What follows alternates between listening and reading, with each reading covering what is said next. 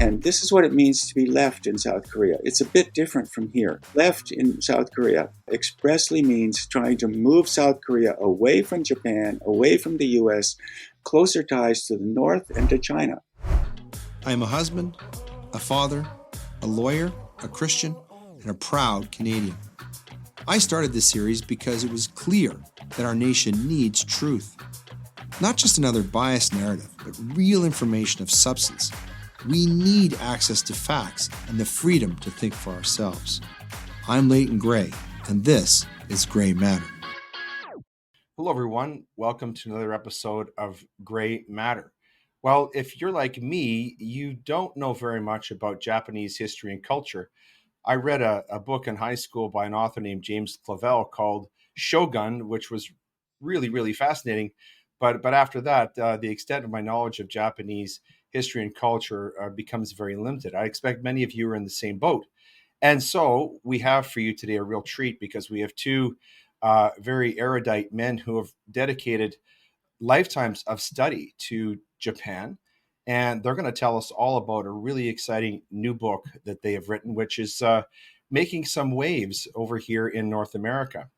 And these men are Professors Morgan and Ramseyer, respectively. Welcome to the show, gentlemen. Or should I say, domo arigato gotsu mashita. That's the extent of my knowledge of Japanese, which I think means thank you 1,000 times. Did I get it right? Sounds right. Yeah. So what we're going to do is we're going to dive in and talk about the book and some other topics. But as we always do, we have our framing aphorisms. These have a bit of a Japanese flavor today. The first one reads, the first rule that a geisha is taught at the age of 9 is to be charming to other women. Every girl in the world should have geisha training. That's from a woman named Diana Vreeland. Next, martial arts is just practice. Being a geisha requires complete control. That's from a woman named Michelle Yeoh. And the next one is from a man named Arthur Golden, who wrote a book called Memoirs of a Geisha. It reads, this is why dreams can be such a dangerous thing. They smolder on like a fire does, and sometimes they consume us completely. Well, who do we have in the show today? Well, firstly, we have Mark Ramseyer, who's co-author of this book, which is called The Comfort Women Hoax, a fake memoir, North Korean spies and hit squads in the American swamp. What a great title. I wonder, I'd like to be a fly on the wall when that title was being crafted. He is the Mitsubishi Professor of Japanese Legal Studies at Harvard Law School. He spent most of his childhood in provincial towns and cities in southern Japan, attending Japanese schools from K to 6.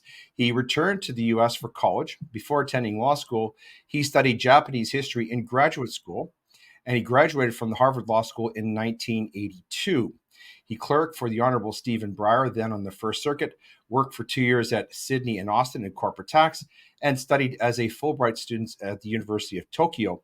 After teaching at UCLA and the University of Chicago, he moved to Harvard in 1998, and he writes and lectures in both English and Japanese, and has also taught and co-taught courses at several Japanese universities in Japanese. Our other guest, Jason Morgan, is the co-author of the book that I described. He is the associate professor at Reitaku University in Kashiwa, Japan. And actually, he's in Japan right now. It's sometime in the middle of the morning. I hope he's got some strong tea there. And he is the translator of esteemed Japanese historian Hata Ikuhiko's scholarly history of the Comfort Women, and is also the author of an intellectual biography of Japanese legal philosopher Sohiro Izutaro, whom I just discovered through Professor Morgan. He is an editorial writer for the Sankei Shimbun newspaper in Tokyo, a managing editor at the news and opinion site Japan Forward, and a researcher at the Japan Forum for Strategic Studies in Tokyo, the Morology Foundation in Kashiwa, and the Historical Awareness Research Committee also in Kashiwa. So here what we have are two men who are very deeply educated in the history and culture and laws of Japan, and also legal scholars in more than one language. So firstly, what I'd like to know, perhaps for you, Professor Morgan, what was it about Japan, its culture and its history and system of laws, which drew you to it as a student and caused you really to dedicate your entire life of scholarship and academia to its study?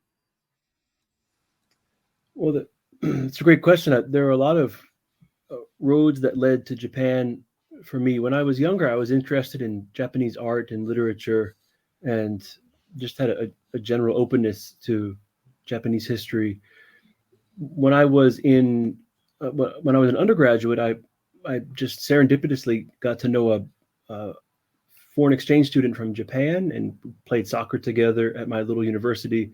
And when he went back, I visited his family for a month in a small town in Japan, and that was it for me. I just knew that I would spend the rest of my life studying Japan. What got me involved in Japanese law was my co-author, Mark Ramseyer, and he's the doyen of Japanese legal studies in the English-speaking world. And I'd read all of his books, and I mean, he's, everybody knows who Mark Ramseyer is, and just reading his clarity of thought in his arguments was what drew me to Japanese law in particular. Mm-hmm. Mm-hmm. Professor Ramseyer, obviously, you have a very deep history in Japan, but also in American academia. I'm curious to know, given the sort of the broad-based scholarship that you've done, why you were drawn to the subject of the geisha for this particular book. Sure. I do. I teach at a law school, and one of the things that interests me has always been odd contracts that are structured in an unusual way. We select for geeks, nerds in universities, and I just find this stuff interesting.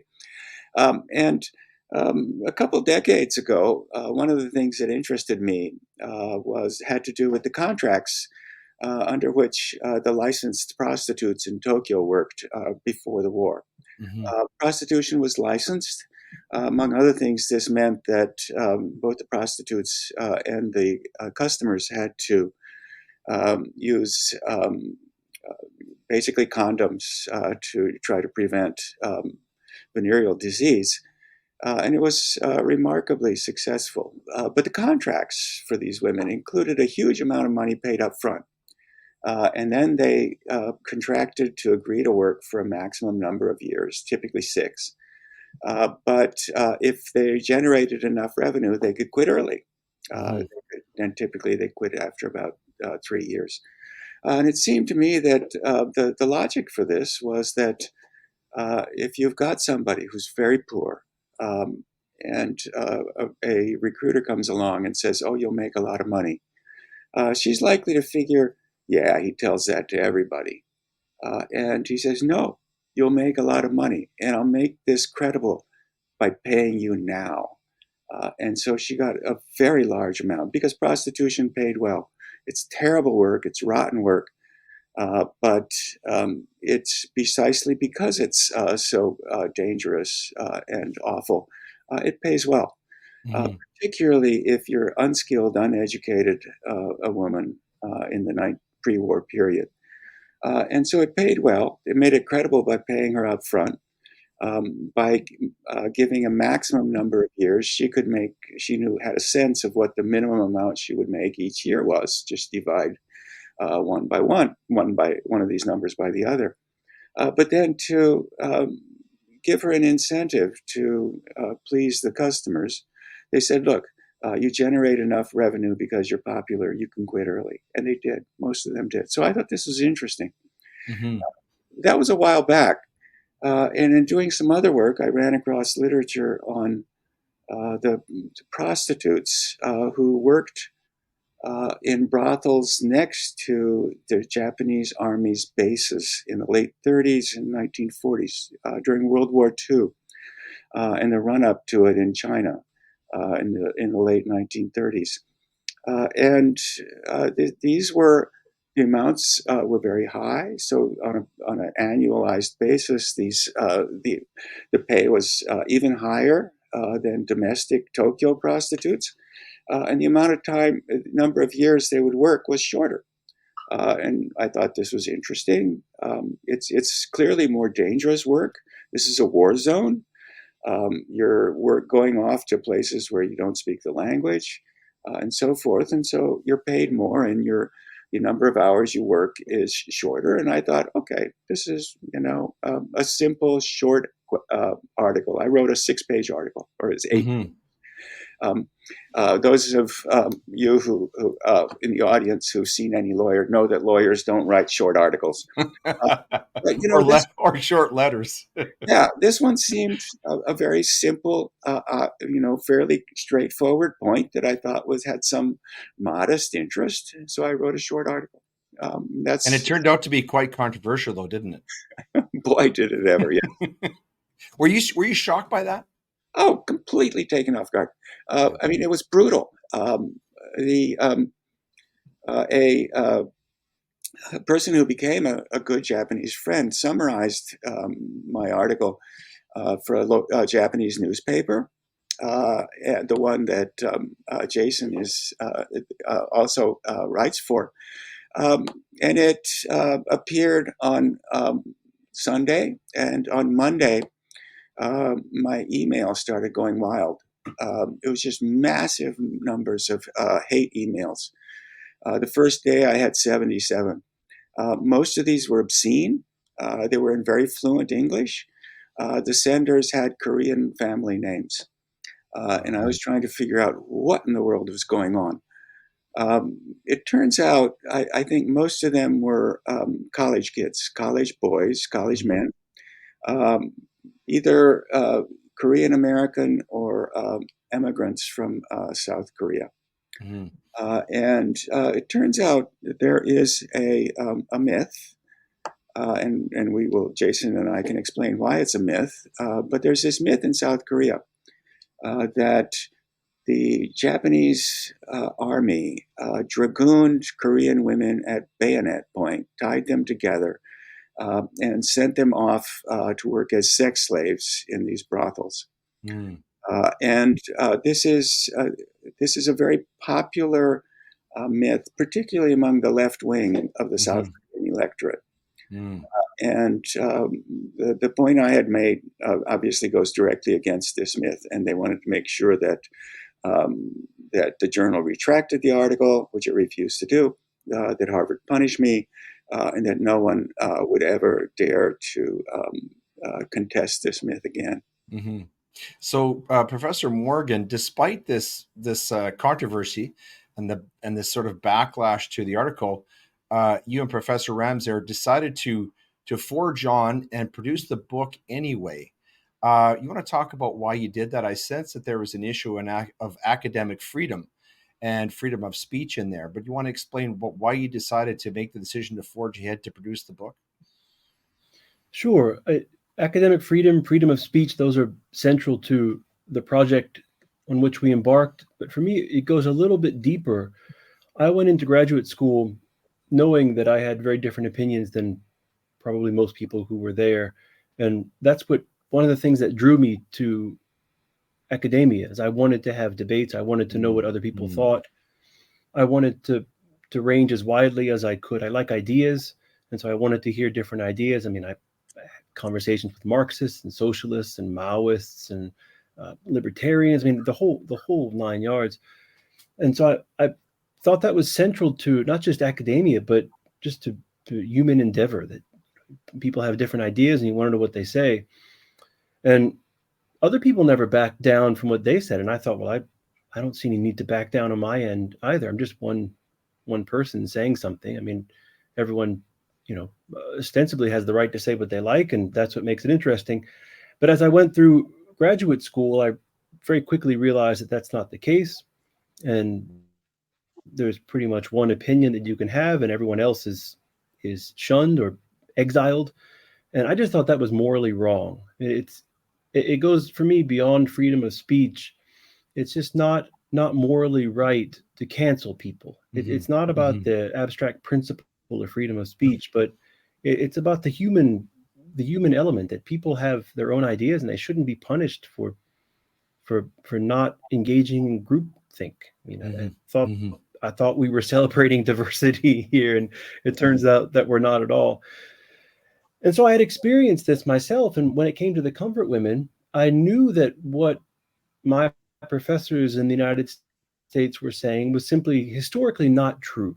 I knew that it was not true. I knew that it was and I thought, it's just not right to back down when I know that doing so would be to essentially cop to a lie, Mm-hmm. and Mm-hmm. a historical Mm-hmm. lie, and a legal historical lie, and that's the profession that I'd like to enter into.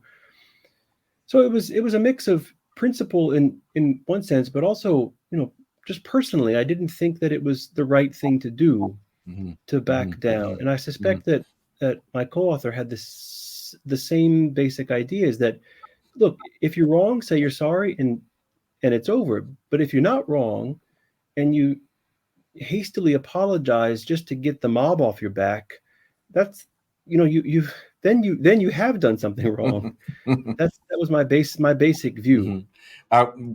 Well, we know that there was a strong backlash at Harvard. I'm going to talk about that in a minute with Professor Ramseyer, but I'm curious to know, what was it like for you at your university where you teach in Japan?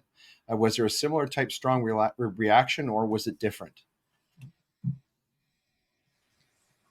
No, it was completely different. In fact, there was no reaction at all to the book. Japan is a different place. There's really not. It's creeping in a little bit, but there's really not a cancel culture here. I know there are people at my university who have completely different ideas than I do, completely different ideas, and we just say hello to one another in the hall, and we nod to one another and say, hello, have a nice day, see you tomorrow. It's because of a cultural richness and depth in Japan we've lost in the United States.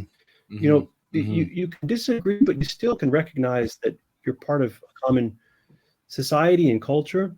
Whereas in the United States, it's become so adversarial that when someone disagrees, the first reaction is almost to just shunt them off into the outer darkness and pretend that they're some sort of different species. There's really none of that cultural glue that holds us together. In Japan, we have different ideas, and we just say, that's a fact of life, and we get on with our day. It's a lot smoother here. No one's ever banged on my door. I've never had any Molotov cocktails, no death threats. It's been pretty mild, actually. Mm-hmm. Almost an inversion of what things probably were like 100 years ago in Japan versus the United States. Professor Ramseyer, I'm a lawyer, and at the law school I attended, it was built on something called the Harvard model. Harvard is obviously a very storied university, very much in the news of late, even now with protests and things like that. In the storm of controversy that arose from the publication of your book, you spoke openly about some of these problems that are at Harvard. You said in one article I read, you blame faculty for the university's downfall. You said, we saw it happen, but we did nothing. What were you talking about there specifically? Um, I'm an old man, so I've been for old wise man. well, old anyway. So I've been teaching since the mid '80s, I guess, 40 years now. Mm-hmm. And we used to, when I started, we disagreed with each other, and it was as Jason anticipated. We argued, but then we ate lunch together. But basically, politics had nothing to do with friendship, or very little. Mm-hmm. And go out for beers with each other if whether you agreed or not. That has broken down, and it's broken down in the last 2 decades, but particularly in the last decade. It was Harvard, sort of the sense of camaraderie and working together and tolerance and so forth, broke down at the same time that what we now call the legacy media sort of gave up on any pretense of trying to present two sides. Mm-hmm. And in my case, the all of this is far worse in the humanities than anywhere else in the United States in universities. My sense is, for the most part, the science people, and the science people are a big part of universities. Science, math, engineering, and so forth. Those are serious departments. When all of this hit the fan, and here I was worried that my law school friends would shun me. They didn't, for the most part. For the most part, the law school people offered me sympathy and friendship. It's really the humanities, so some of the social sciences, but especially the humanities that have completely gone off the deep end. And they've politicized their scholarship and politicized it to a point now where disagreement really is not allowed. Mm-hmm. I had questioned something that was very important to them, so it was important that I be shut down, that what I wrote be retracted, that anybody else who tried to say the same thing as me, as both a Korean and a Japanese scholar, Japanese American scholar, did during this period. Those were censored under pressure from the humanities crowd, and we let it happen at Harvard in the sense that we all of us noticed this was going on, but we didn't stop it. Mm-hmm. It's had far-reaching implications for students as well, in that it's become apparently something of an unsafe place, for example, for Jewish students on campus. This must be something that is lamentable to you, having been at Harvard for so long and seen it sort of transition from a different type of place than it is now. Oh, it's yes. The anti-Semitism is just it's bizarre. Mm-hmm. I mean, at one level, while I've been here, a couple of the presidents have been Jewish.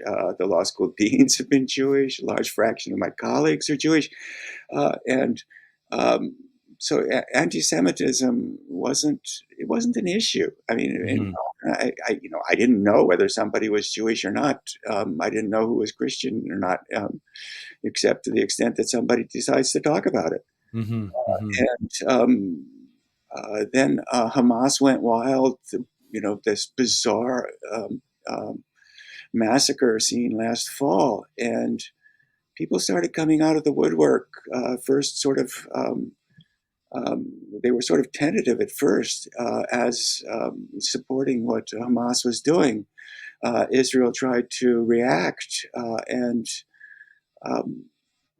wow, I mean, it's just I don't. Frankly, I'm not saying anything here because I don't know what to say. Yeah. It's so outrageous. Mm-hmm. But yes, Jewish students feel unsafe, and not without reason. Mm-hmm. So, Professor Morgan, coming back to the subject matter of the book and sort of connecting it with what Professor Ramseyer just said about the sort of leftist ideology, let's say, infecting legal scholarship. This backlash about sex, this concept of sex slavery in the Korean situation, did you see that coming? And moreover, why do you think that this was so triggering for, let's say, that segment of the left? What was it about this book that really triggered them, in your view, or do you think there is no explanation for it? I have a lot of theories about it. One thing I'd like to focus on just a bit at the beginning is the concept of the left and of ideology. Right. I've known some leftists in university, but they were also. I'm thinking here particularly of University of Wisconsin in Madison, where I was for my PhD work.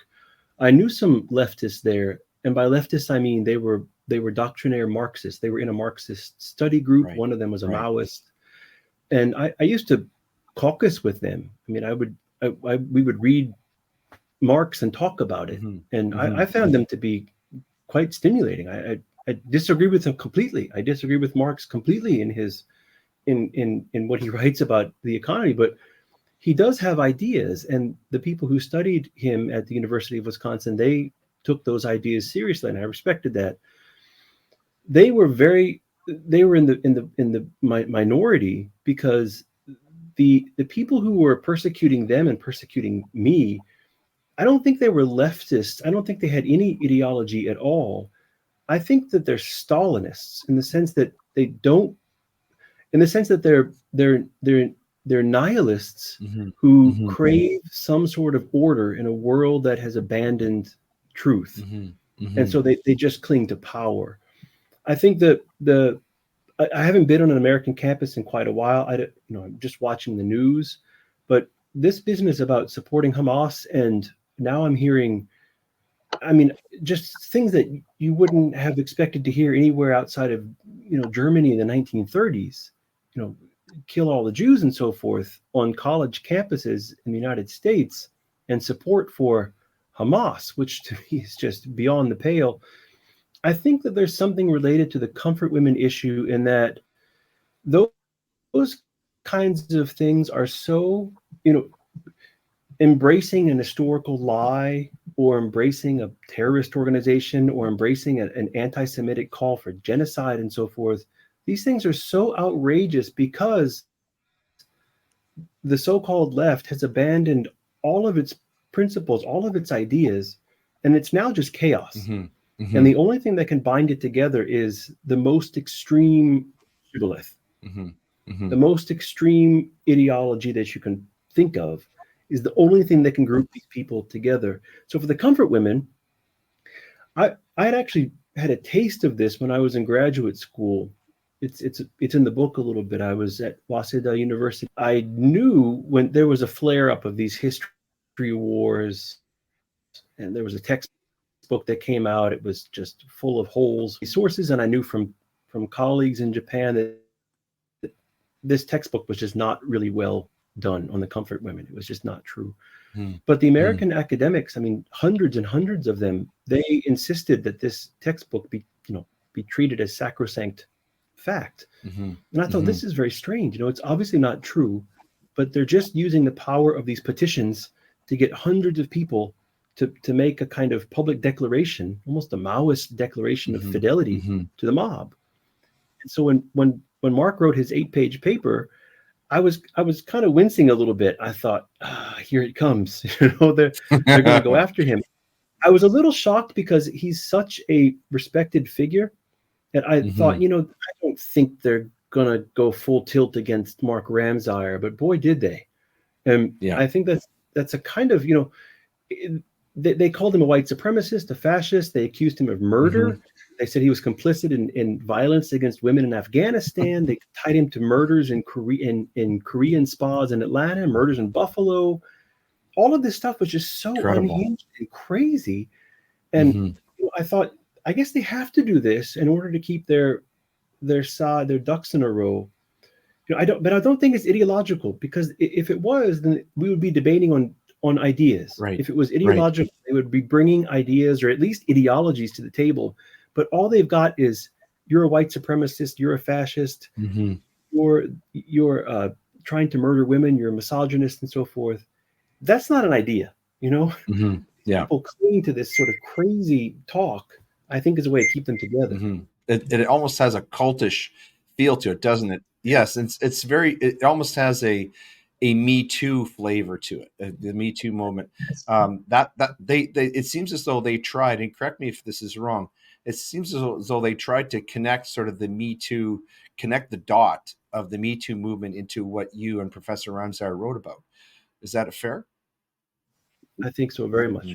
Yeah. Can I explain the genesis of this myth a little bit so that yes, please. And also, I'm curious if you could explain. Obviously, those of us in North America have a certain view of World War II.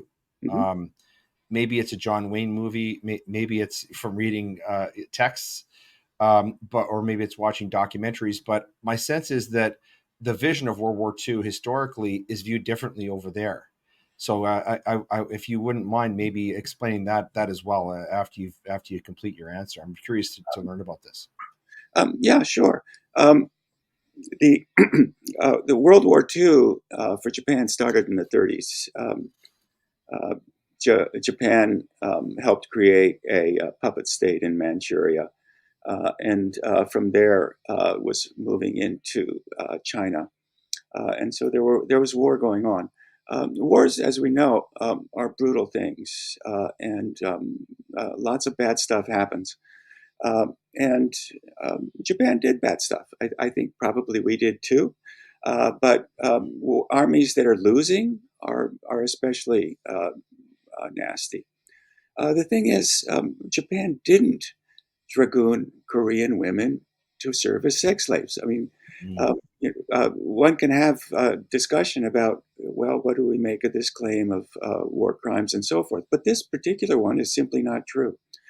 And here's how it goes.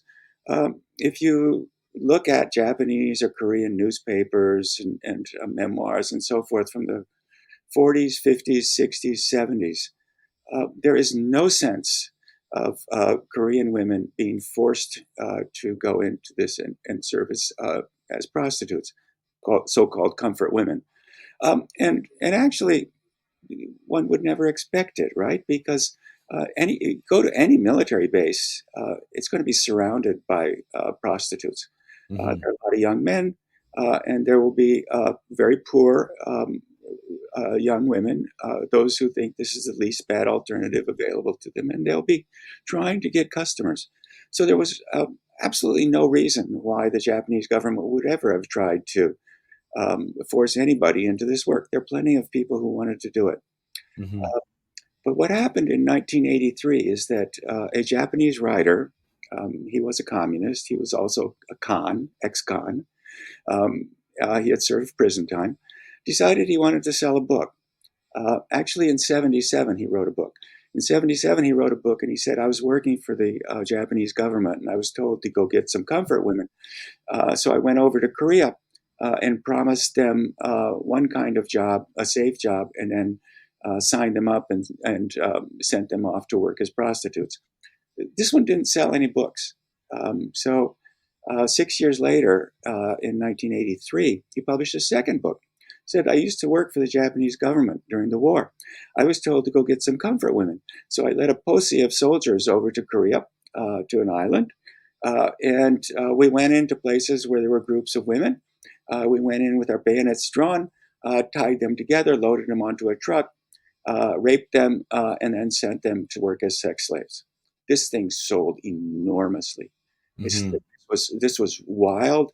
The Japanese New York Times equivalent newspaper published article after article about this, something on over a dozen articles, and it became very news. That's when this thing first appeared, when this book appeared.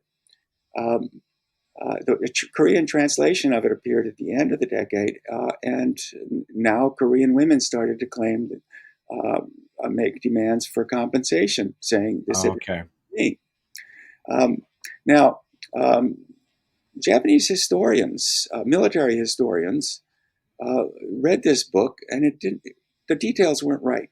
This is not the way the army jurisdiction worked. This is not the way commands came down, and so forth. So the details were wrong.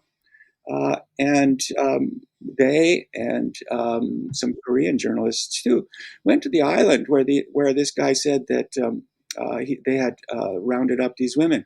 Nobody remembered anything about it. They said, "Look, you know, this is a small village. If the Japanese army had done something like this, we would all know all about it. We would remember it.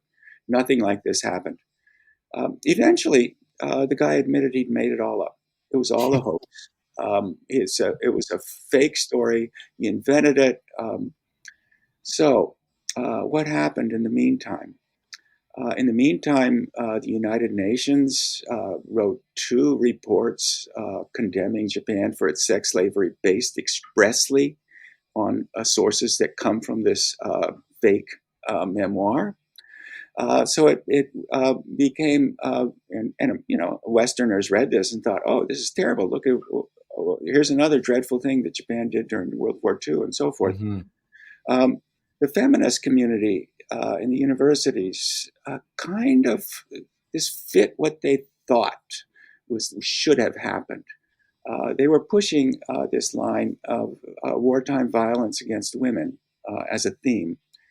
They still are. And, wartime, there is a lot of violence against women. I happen to think there's even more violence against the young men who get shot. But wars are terrible things, and it's bad for women and it's bad for men. Mm-hmm. And it fit that.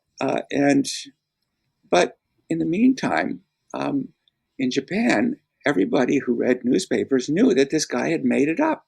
That became news. the newspaper that had published all these articles, the New York Times equivalent, it spent a lot of resources investigating, and it eventually concluded this was all false, and it retracted all of those articles. So, and this is basic news. So anybody who's following the news in Japan would know this. Now, what happened in the meantime over in Korea is that a woman named Yoon Mi Hwan, who took over the comfort women movement. She could control the former comfort women because she worked herself into a controlling position at the nursing home where many of them stayed. So if they said something she didn't like, she could basically ruin their lives. And she made this clear to the women very quickly. And she coordinated the litigation against the Japanese government, and she constantly was putting certain select ex-comfort women in the press. Okay, now what's she doing? She is married to a man who served prison time for passing government documents to a North Korean spy. His sister was convicted of the same thing. His sister's husband served prison time in yet another spying scandal. So this woman's got North Korea written all over her. And that's what she's doing. She is trying to prevent South Korea and Japan from building a stable alliance. And this is what it means to be left in South Korea. It's a bit different from here. Left in South Korea expressly means trying to move South Korea away from Japan, away from the US, closer ties to the North and to China. And this myth about wartime dragooning in South Korea fits this agenda. It's a way of trying to prevent Japan and South Korea from reestablishing a common defense. And that's what she's doing. Over here in the US, it fits this exactly as you say, this Me Too story, right? So what did Ramseyer do wrong? Well, among other things, he contradicted the women who were, the not very many women who were foisted out by Yoon Mi Hwan to tell this story. And I said, no, they're not telling the truth. They're lying, which they are. We're not supposed to, women never lie about sex is, I guess, what we're supposed to believe. Yeah, my truth. And also never let the truth get in the way of a good story. Exactly. So, Professor Morgan, I'm curious to know, though, is there some, just picking up on what Professor Ramseyer was saying, is there some truth to the idea that that the comfort women and what they did was connected to espionage during World War II? Because we hear about the stories, Tokyo Rose and all of that. Is there some truth to that, or is that mostly fictionalized?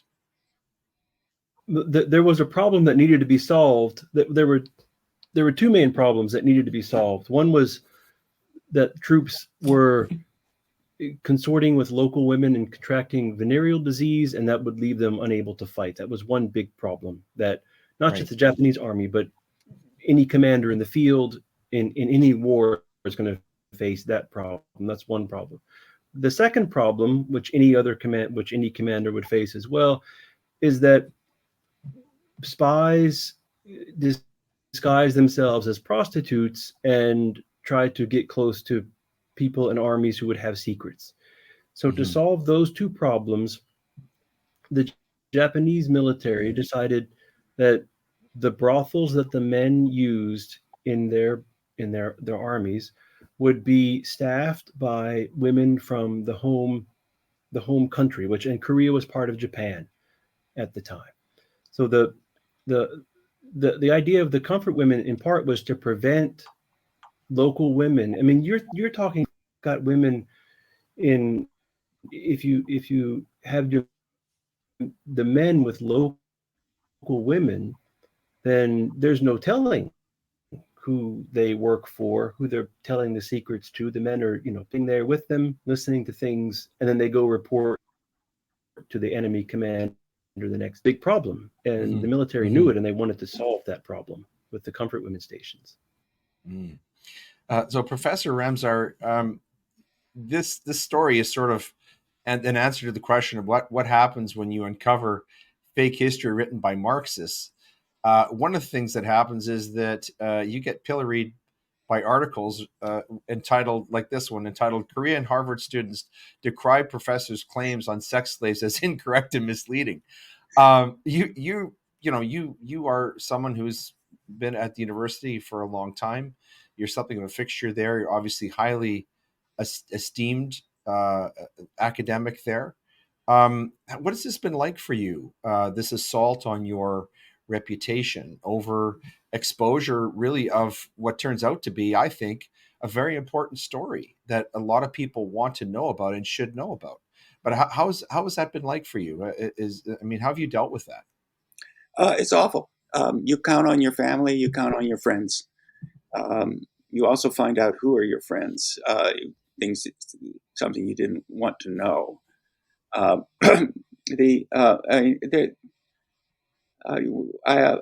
Ended up sort of, the people around me turned out to be of three groups.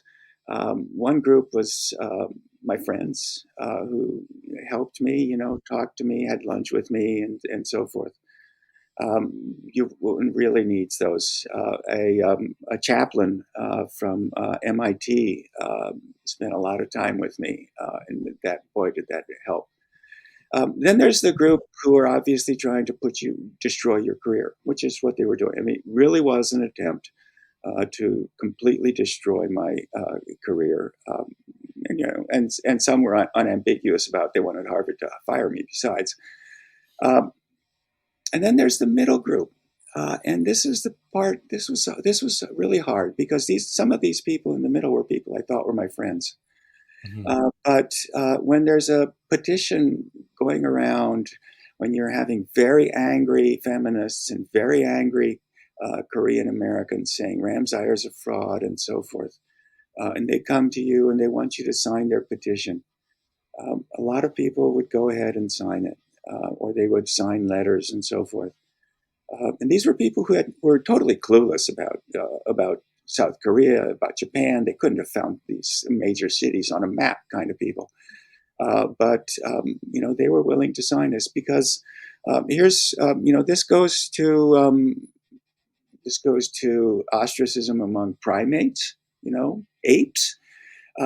When they decide to kick somebody out of a band, they don't just kick the person out; they kick out everybody who doesn't agree to push. Mm-hmm. Anybody who takes his side, and this happens in these so-called cancellation campaigns. I thought the biggest similarity was to seventh grade. These were, in the case of the women, these were mean girls, and they decided that they were going to throw me out. Seventh grade was awful, and the last 3 years were like being back in seventh grade. It was really. Well, God bless you. I hope that this too shall pass. Having been the subject of a cancel culture attack myself, I know somewhat what you're experiencing, and you'll be in my prayers. Professor Morgan, I want to ask you about another book that you had written called "Information Regimes During the Cold War in East Asia." And I'm curious to know how the work that you had done, the research you have done on that book, informed the writing of the book that you've written with Professor Ramseyer. Well, that's a great question. No one's ever asked me that question before. No one's ever asked me about that book before. I noticed someone has read it now. That's fantastic.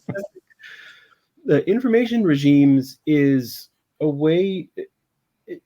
It signaled what I was thinking about over the past few years before I started to work on that book. It's an edited volume, so I was able to work with a lot of great people who were helping me to understand how information gets foregrounded and manipulated, especially in historical research, and not just that, but in politics as well. The comfort women issue, the Information Regimes book grew out of the project that I did to translate Hata Ikuhiko Sensei's book, on the comfort women. And as I was translating that book and reading the documents that he used in that book, I was fascinated by how history gets written. How things that are patently untrue, people can not just repeat them, but they can they can issue death threats. And so I wanted to understand how information is controlled. And I don't mean in a way. I just wanted to understand how information works in a society and how certain kinds of information gets put into history books. That's basically what I was trying to figure out. And one of the interesting chapters in that book was written by a colleague named Chizuko Allen at University of Hawaii. And she approached the subject of the comfort women from the exile population, or I guess you could say the post-war Korean population in Japan. And it was divided into two. I mean, as the peninsula was divided, the population of Koreans resident in Japan was divided. People's loyalties were divided. Some of them were pro-North, some were pro-South, some were indifferent, and they became Japanese citizens. But there was a man who was very strongly pro-North Korea living in Japan. Pak Kyung-sik was his name, and he wrote some books about Korean history. And a lot of what he wrote was not true. And he had written some things about the comfort women. And it was, in retrospect, it was North Korean propaganda.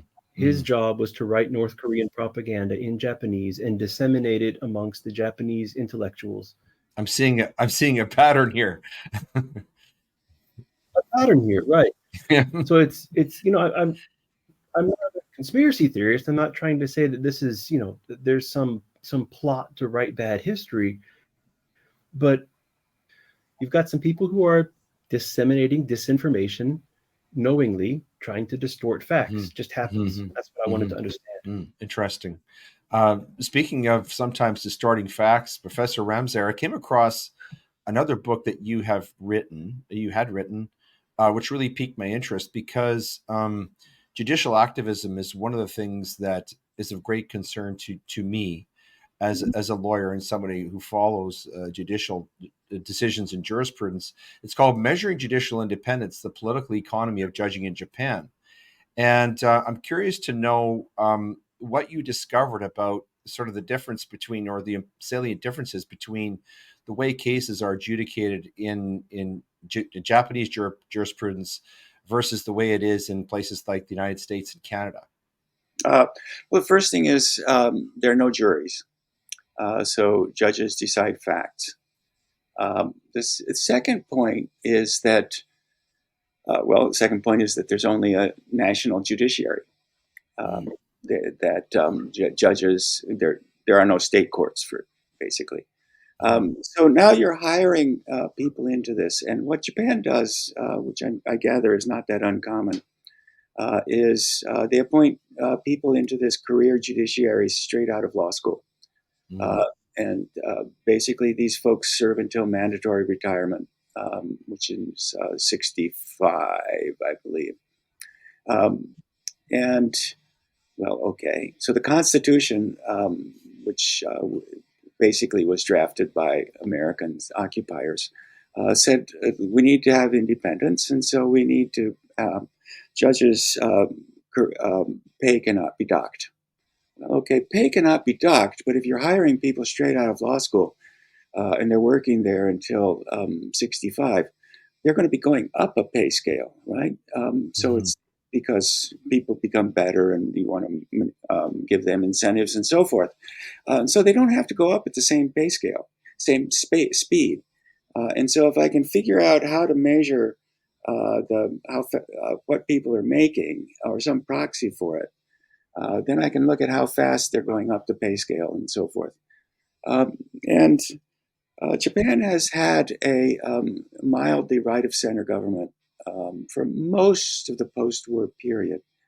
But it wasn't clear in the 50s and 60s that this would happen. There was a very strong socialist and communist electorate as well in the 50s and 60s. And it turns out there were a fairly large cohort of young judges who had joined a group that was affiliated with the Communist Party.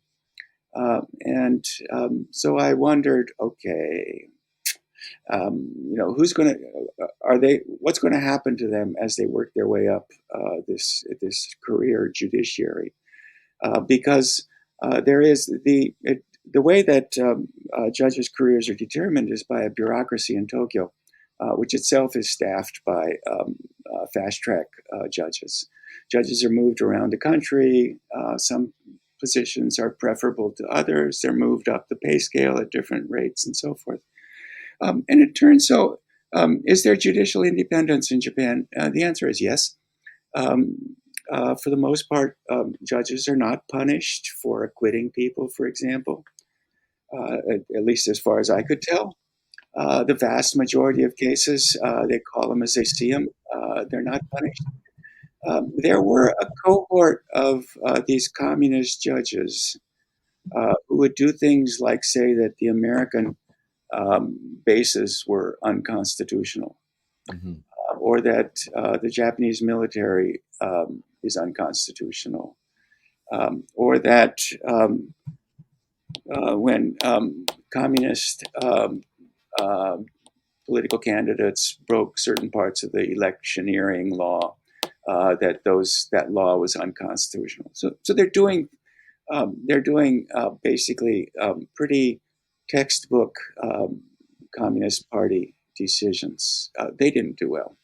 And so that's what the book was about. In Canada, our Supreme Court recently heard an appeal of a sexual assault case in which the court said that the female victim is more properly described as a person with a vagina rather than as a woman. Are you concerned about the politicization of language and of decision making in the American courts, or do you think that is something that's perhaps hyperbolic and exaggerated? I think it's a problem, and certainly it worries me. I think, to be honest, what worries me vastly more are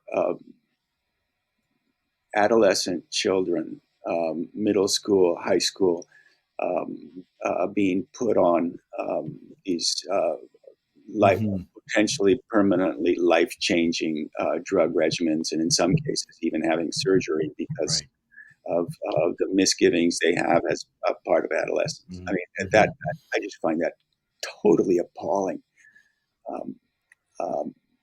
The language, it bothers me.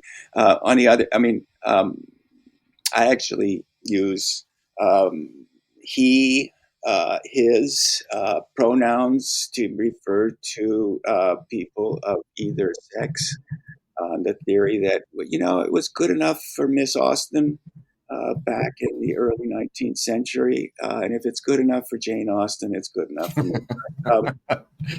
Fair enough. Sort of a personal protest on my part. Professor Morgan, before we close, I want to ask you about another person I came across when I was researching you that you've studied about. Is named Suehiro Izutaro, and I thought this was really fascinating because I had no idea about I won't call it an attempt, or maybe the process by which there was an attempt in Japanese law apparently to move over to more of a common law jurisprudential type of approach to deciding cases.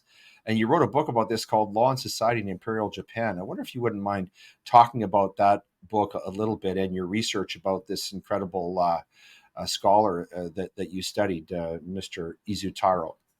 God bless you, sir. You asked me about 3 of my books in one session. I think it's a record, and may you live long and prosper.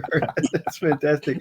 I got interested in Suehiro Izutaro when I was in graduate school, and it was a footnote, and I think it was a book or an article perhaps written by John Owen Haley, who is also a very well-known scholar of East Asian legal history, Japanese legal history. And the footnote, as I recall, was about a man named Suehiro Izutaro, who had started a case law study group in Tokyo in the 1920s at the Tokyo University, in the law faculty. And so I began to research him, and the more I researched him, the more fascinated I became. He was a radical when he was young. I think he was a radical. You might say that he was just sort of a labor-minded man. There was a lot of inequality in interwar Japan. There was a lot of there were a lot of landlords who had vast tracts of land, and the small the what are they called, the sharecroppers, who would work these plots. They were not getting enough out of the deal, and so Suehiro was working with those people. Some cases it was bordering on local revolution, and he was getting involved in this. And I think what he wanted to do, so that people who worked as judges, and they were basically bureaucrats, they were just trying to solve problems that were brought before. He was trying to get people who came into courtrooms to be visible to those judges, and the way he wanted to do that was through case law.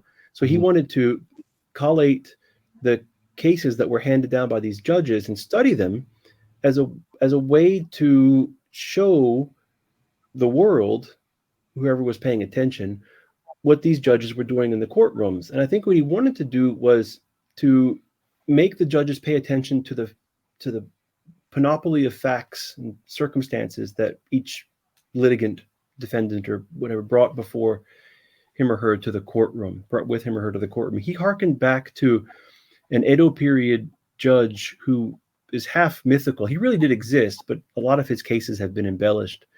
But this person was famous for bending the facts to arrive at a just judgment. So, for example, there was a boy who was just aimlessly throwing rocks into a moat outside of the shogun's castle, and he happened to hit one of the shogun's birds and killed the bird, and that meant death according to the law.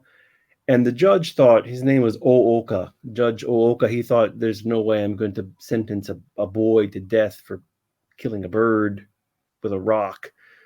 And so he, in the courtroom, he had the bird brought in as evidence, the dead bird brought in as evidence, and from under the theatrical, sort of. And he said, no, the bird is alive, the boy is free to go, that kind of thing. Suehiro liked that people could benefit from it. So he was trying to bring, in a sort of radical way, by Roscoe Pound and by a lot of American sort of legal realists who were trying to bring the life of regular people into the courtroom. That was Suehiro's project.